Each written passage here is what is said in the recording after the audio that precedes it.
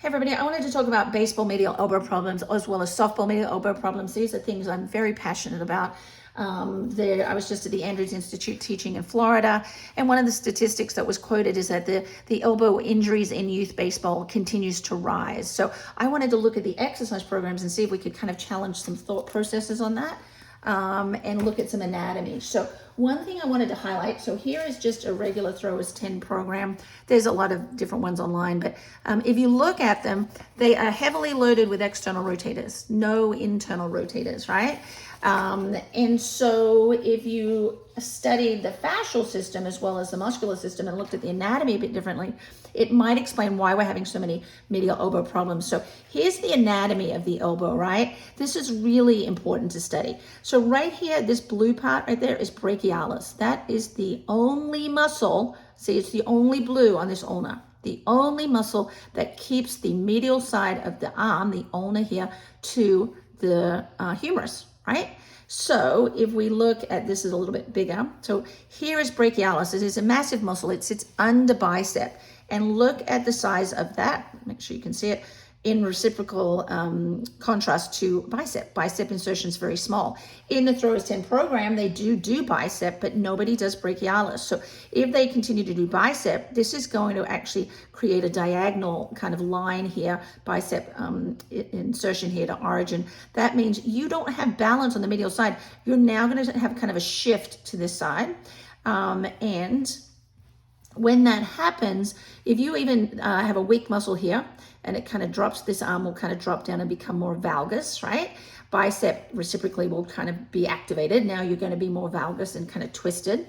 And then we're assuming that our pronators and our flexor tendons, our wrist and our finger flexors, are going to stabilize this corner, and it's never going to happen because now those muscles are going to be too long, right? FCU is a muscle that people talk about all the time. When their elbow goes back and their wrist goes back to pitch, that creates a lot of tension from this origin to this insertion, right? So if we're not strengthening brachialis, and I draw this all the time, but I think if you look at anatomy, it makes more sense. If we're not strengthening this muscle, then we're literally hinging on this medial elbow and the collateral ligament. It is going to break down these structures because of a massive imbalance in anatomy right here. So you have a joint alignment problem, and over time it's going to get worse. And our programs are having these little kids stand at the fence in the fields and their dads make them do 1 million external rotation exercises to strengthen the posterior muscle groups.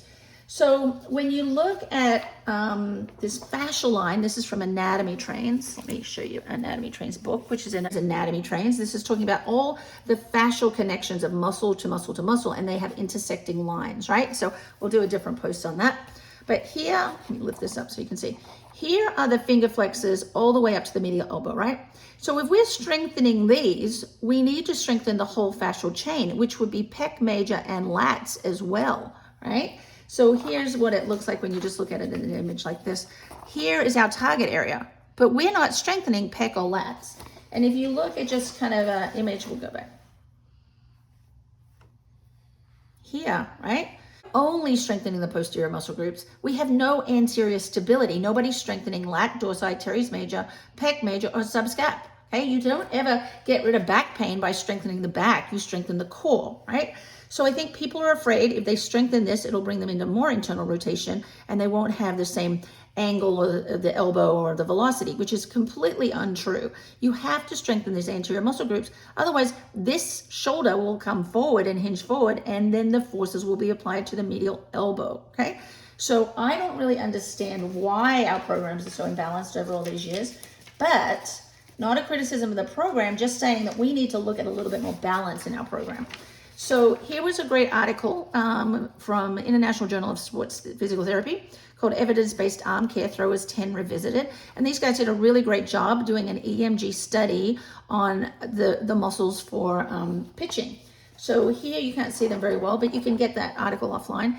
Here are all the muscles. So we've got a combination of serratus, lower trap, posterior deltoid, middle trap, infraspinatus, teres minor. None of these muscles are internal rotators, not one of them. So it's really interesting to me that they didn't study those, but they were really just studying the throwers 10 exercises. And so pronator teres, finger flexors, and flexor capitularis were included in this. But again, if you look at this fascial line, if you're strengthening those muscles, you should be strengthening these, okay? So anyway, it all goes back down to anatomy. I just think that that's an observation I've had. I've been doing elbows for a very, very, very long time. And the number one muscle I strengthen first is brachialis, and my number two muscle is tricep, because I've got to not just get this muscle over here. I've got to turn on tricep. And then after that, it's pec, major, and lat dorsi. They're the first four muscles that I do on any elbow injury on the medial side. Okay, hope that helps.